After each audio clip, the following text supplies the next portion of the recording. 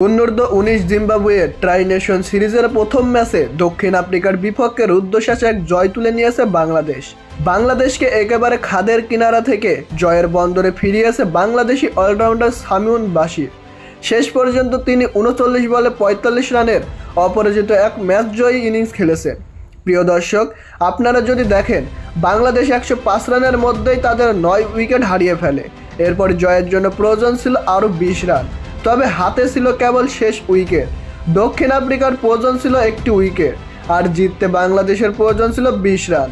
এমন সময় এক প্রান্ত দাঁড়িয়ে শামীম বাশির দেখিয়ে দিলেন যে তিনি একাই এই 20 রান নিতে যথেষ্ট, এবং শেষ পর্যন্ত তাই করে দেখিয়েছেন এই ব্যাটসম্যান।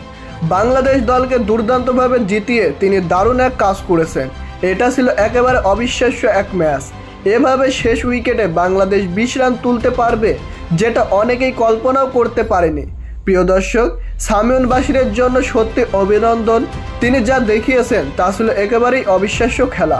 উল্লেখ্য যে প্রথমে ব্যাটিং করতে নেমে বাংলাদেশি বোলারদের তোপের মুখে পড়ে মাত্র 128 রানেই অল আউট হয় দক্ষিণ আফ্রিকা। আর জবাবে ব্যাটিং করতে নেমে বাংলাদেশের শুরুটা মোটেও ভালো হয়নি। মাত্র 34 রানের মধ্যেই তারা 3টি এবং 53 রানের মধ্যেই 5টি উইকেট হারিয়ে ফেলে। শেষ পর্যন্ত 105 রানে তারা নিজেদের নবম উইকেট হারায়, যেখান থেকে সর্বশেষ উইকেট হাতে নিয়ে শামীম বাশির দেখিয়েছেন কিভাবে খেলা ফিনিশ করতে হয়।